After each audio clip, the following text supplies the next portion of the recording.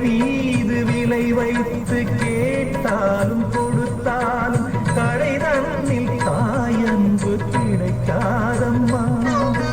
ஈரைந்து மாதங்கள் கருவோடு என்னை தாங்கி நீ பட்ட பெரும்பாடு அறிவேனம்மா.